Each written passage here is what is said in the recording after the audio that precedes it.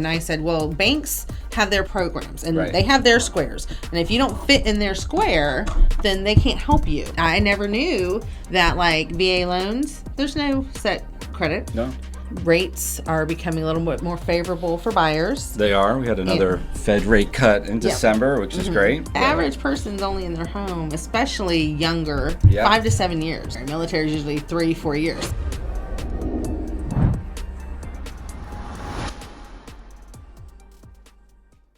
Dawn, thanks for coming back in to another episode of Keys and Conversations. As we wrap up 2025, what are you seeing out there in the market? Well, it definitely, the fall was slowed down. I will say, though, the last couple of weeks I have been getting a lot more calls. So I think 2026 is going to start out really good. I know the industry experts are telling us to, be prepared that we are going to see a little bit of a surge compared to this year.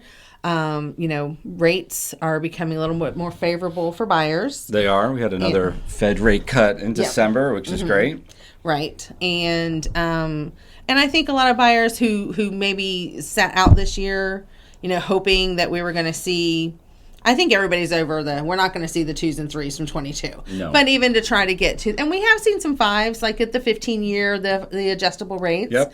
But your 30-year mortgages and whatever, I think they've kind of realized that's maybe at the end of this year, of 26, but it's not going to be happening. And it's like, do we want to keep paying rent? Let's just go ahead and make that jump. Let's start our home ownership journey. Yeah, if you think of someone who pays rent for one more year, call it $2,000 a month, Right. You're out $24,000 Right. that you could have used to build some equity. Exactly. Exactly. So which is I think we're excellent. going to see a lot of buyers jump back into the market. I think, we're getting right aligned with sellers. I think sellers have finally gotten realized that, hey, we're not going to sell our home for what we were selling for in 22. Yeah. We'd have to be a little bit more practical, and they're definitely working with the buyers. And really, I mean, when the market dictates when a home is priced correctly. So the ones that are priced correctly move. Got it. Ones that are not priced correctly They sit. are going to sit. What about, getting your house either updated or ready? I think a lot of people have a lot of projects they've put on hold. Mm-hmm. How does that impact things? Are there some projects worth doing, not worth doing, or where do they even begin? I think the biggest thing is, have your whoever you choose as your listing agent really walk the house with you. There's definitely, like, if your roof is anywhere near the 15-year mark, you may have to put a new roof on to be prepared for that. That's just because the person buying, unless they're a cash buyer, they are typically not going to be able to get insured unless that roof is replaced. Right. I would say, what you think of as a project, something that maybe has bugged you for years, may not be even noticed by the person that's going to buy the home or come through. So I would definitely work with the listing agent, listen to them as the expert, follow their advice. Declutter, fresh paint, Right. if you really need a paint job, curb appeal, things like that. But the big ticket things, listen to your agent, and all the other little things that just are kind of pesty to you. Don't put more money into a home that you're selling, Right. and everything. Just but get you it just where it needs to get be. get a presentation ready, and just be prepared that if any of those big ticket things are caught on the inspection, that you're aware of that, and and you're prepared to take care of things. Do you see people getting kind of pre-inspections done to get ahead of it, or is that not that common in the market? I think at a certain price point it is a more common thing. At a lower price point it is not. But definitely, at your upper price points, to get a pre-inspection for sure. Yeah, I agree with you. I think the market is going to do, same or better next year. I wouldn't anticipate any sort of decline. I think if you can get in before the purchase season, as a buyer, you may have a little bit more flexibility. Correct. As a seller, if you're selling and buying, it's kind of a wash, right? Right. Whatever you make up on one transaction, you'll end up paying on the other, or vice versa. I think rates are favorable. They're in the low sixes now. They may trickle down a little bit more, but when you look at what the payment difference is, with an eighth or a quarter on some average loan amounts, I mean, Right. $40 a month, $50 a month versus, renting for $24,000 a year. There's a Exactly. big difference Yes. when you look at those things. Right. So I was going through a laundry list in my mind of all the house projects that I have that I need to do. Especially, I'm going to take some time off, be sitting around the house. I'm like, God, need to do this, need to do that. It's kind of the way things are sitting there. And I think another good thing too, if for a seller is, with the listing agent to maybe partner with one of their lenders. Yeah. And, try to offer a rate buy down, whether that's all seller paid, all lender paid, or a combination, or, certain areas of town, they automatically qualify for certain programs Yep. that are, government programs to help the buyer with $5,000, $10,000, $15,000, $20,000 to Yeah. use towards closing costs or down payments. So if you can check into these things and just any little thing that can help set you apart, because yes, buyers definitely have their pick. And if, your house might not be their favorite to look at, but Right. if it has the best financial sense, Most favorable terms. right, exactly, then, that may be what makes the difference. Yeah, I agree. I like it when people reach out to me a few months before they're really going to get out there. We can start looking at some numbers, plug in a few preliminary properties, be like, hey, this is what that payment's going to look like on this house based off of today's information. We can go as far as getting an insurance quote, and they can look it up and say, all right, new roof, air conditioner's good, or hot water heater, things like that. And that way, they've got a real comfort level with where the numbers are going to be. So when they go out shopping, they can kind of stay within that comfort level Right. and see what Perfect. they need to do. Yes. That's awesome. Yes. I would just say planning. You can never plan ahead too much. Yeah. Even if you're thinking now it might be June, go ahead, reach out, talk to someone, put a plan in motion. Yeah. That really, be prepared. That's the best thing you can do. So how much does it cost somebody to give you a call to have that conversation to start the planning? Nothing. Nothing. Whatever, unless they, whatever their rates are on their cell phone plan. Yeah.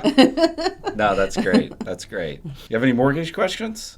So tell me about, I heard that with conventional loans for next year, starting January 1, there is not going to be any credit score minimum. That is correct. So the 620 credit minimum for Fannie and Freddie Mac is going away. So if you have a 619 credit score where you normally couldn't get the loan, there's a good chance you'll be able to get that financing now, which is nice. You still need the system to approve you. So if your credit score is vastly different than what the minimum was, it still may be a problem for you. But it does lighten things up, and I think it's just a good indication of where the market is. The lenders want to lend more, so they're freeing up some money for some more folks. So I think it's a great indication as to what's happening. It has happened the last few years, and where they want things to go moving forward. Okay. Where do you think, any of the FHA or VA might be following in that direction, or do you think they're going to hold So a lot of the FHA and VA numbers for credit scores are actually made up by the lending institution. They're not from FHA or Right. VA. As a broker, we work with multiple lenders that don't have those guidelines. So I don't think that'll change. You'll definitely want to explore different lenders to see what their minimums are, because they do vary, even though they're all selling the same thing. Gotcha. Yep. Yep. What do you think on the home price front? You think things will stay fairly flat next year? Do you think we'll get into a bit of more of a seller's market as rates come down a little bit, or you think more of the same? I think it's going to be more of the same for the most part. The changes that are going to be happening are going to be small. I agree completely. So, I Yep. mean, you're going to, houses, yes, they are going to appraise a little bit. Yeah. So sellers are still going to have to really price it right. The presentation needs to be good. And buyers are still going to have their choice of what they want to buy. Yeah. I don't think we're going to see really any big changes until maybe 27. Yeah, I agree. I think, rates will improve, but it'll be nominal. I don't think they're going to drop an entire percent or anything like that. I think they'll shift down slightly, as they do, up and down, up and down, up and down. It's not a straight line by any means, but, all indicators point toward that direction. But, you can work with the seller and have them pay to buy down your rate and really put you in a good position. We may see some ARM products this year start to have more favorable terms. There was a couple times this year where they were good.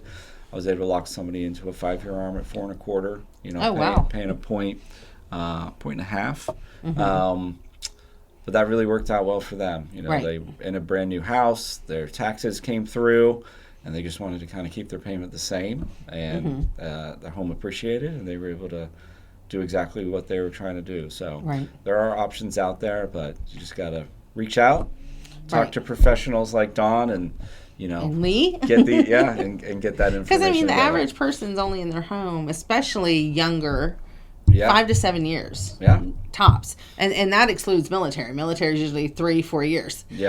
So we're all big military towns. So so if you can do that 5-year adjustable, get that lower rate, by the time you're going to have to refinance, you're going to be selling. Yeah, exactly. Everything. You're either having another baby, needing more space, but kids going off to college, less space. Something's going on. And I do think people are in a lot of houses with some great rates, and the house isn't right for them, and they're hesitant to move, and buy a bigger house or whatever the case may be, or downsize, because they don't like what the numbers are, but they also don't know exactly what the numbers are. Right. So I always just encourage people, give somebody a call, talk through it. No cost. It's not going to cost them money. Doesn't cost any money to call Lee either. No, we're not going to pull credit. We can just run through some figures. What will this look like at this house? And give you an idea. And sometimes people are surprised. It's not as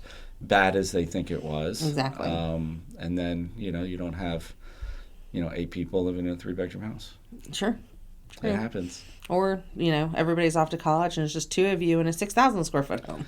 Yes. Also, yeah. And that happens too. Yeah. And, maintaining a house that's huge is a lot of work. Yes. My parents are older, and that's one of the things. Their house isn't huge, but they'd love to find a way to have to take care of it less, Right. So right. The word condos come up a couple times. I just had that conversation at Thanksgiving with my aunt, who's a former realtor. Yeah. And she was just saying the same thing. She thinks she wants to buy the condo that her son and his wife are living in. They've been renting for 3 years. She goes, I keep trying to convince them that they need to buy our house, and then we can go buy that house. Do like a swap? Exactly. That would be great. That'd be great.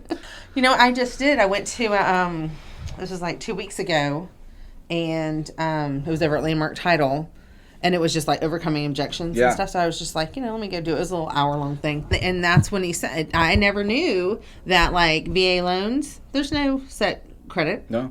And stuff. It's the lenders who set the credit. They do. We call them overlays, right? So they say, all right, the VA will buy this loan regardless of the credit score as long as we get an approval back. However, I want them to have a 600 credit score before to do it.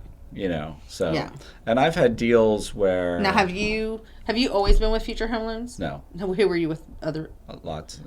So is there kind of like they're all that everybody wants them between like a 6 and a 620 or do some do no? We'll take 575. Yep. I feel like the banks are probably the most strict, right? And then it kind of bubbles down. They're always the most strict because the banks. People always ask me too. Because years and years ago, 25 to 26 years ago, I used to be a mortgage broker, and so they're like, "Well, I'll just go to my bank," and I'm like, "Okay, you can do that, but I do encourage you to at least speak to a mortgage loan officer too." And they're like, "Why?" And I said, "Well, banks have their programs, and they have their squares, and if you don't fit in their square, then they can't help you." I said, "Whereas if you talk to a mortgage loan officer." then they take your situation. They know, okay, boom, I've got this, these lenders that they do all these squares. Yeah. So then they can find you the best rate and things like that. So I try to really explain that to people. I like to half jokingly say banks hate mortgages, but they also don't want the other bank to sell that loan and lose their customer, so they offer them. Mortgages are volatile. Rates go up and down depending on market conditions. It's not the best banking product, but they don't want to lose their customer, so they offer it. Or you can work with someone who just does mortgages. Right. I'm not trying to get you to get a credit card and open a checking account, which I've originated. You're not going to charge them $5 to become a member? I'm not going to charge you. You don't need a savings account with $5 in it that I need to put on your loan application because I see it. So yeah, it definitely it's interesting how it all comes together. Right. And there's just so many different ways, and I get it. I mean, you and I'm older than you, but we're in the generation whose parents and grandparents were, you get married at this age, right, and you buy your house, and then you have your children, and you work at the same job forever, and you live in the same home forever with the same furniture because you paid good money for that furniture. Right. Those are the people with pensions, right? With pensions and stuff. And so we're kind of the transitional because my husband worked at Blue Cross for 17 years, and I think they got rid of the pension after like the first year and a half. Yeah. And then went to the 401ks and stuff like that. Right. So we're kind of that transitional. So yes, we still tended to buy our first homes and things with that 30-year mortgage, thinking we'll live here forever kind of thing. I've moved 11 times. Yeah. And my husband's not military. My dad was Navy. Yeah. We lived here my whole life. And my husband, we've moved 11 times. Yeah. And so now, and definitely our kids.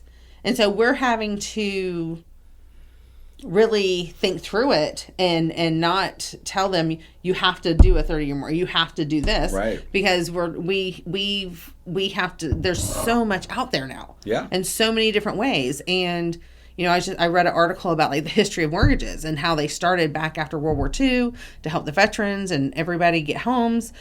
And it's like, we've changed so much in these last 80 years and stuff. So, I mean, why are we still buying houses the way they did 80 years ago? There's different ways to do it. Exactly. There are. And different ways to, prepare a house, market a house than there were before, between online and, back in the day, that wasn't an option. There wasn't, you go online and kind of find your own house. You really needed an agent to be involved.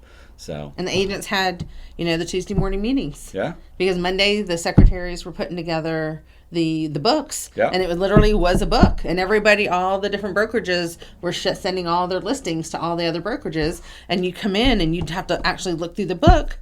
And that's why you farmed your area. And then you referred it to, if I worked at Watson here, and they wanted to live over in Arlington, I had to give them to somebody in Arlington because I only knew my area and stuff. So it was just like, it's so different these days. It is different. Better and worse, Yeah. There's always pluses and minuses, especially with all the tech stuff.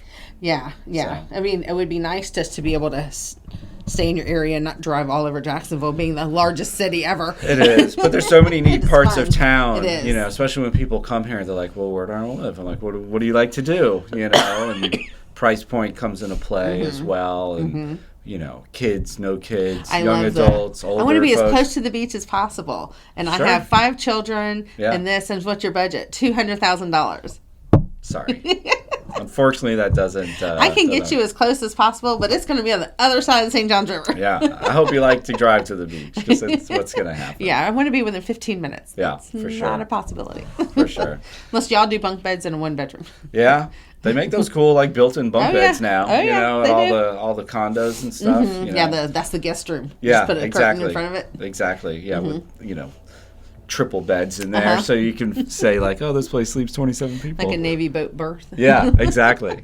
Surprised they don't have that with the little swinging, cots or whatever. So, well, Dawn, thank you for coming in today. If you guys like this video, please like and subscribe, and stay tuned for more conversations with local real estate experts. All right, I guess I need to turn these things off. Well, we got some extras for it. Yeah, there you go.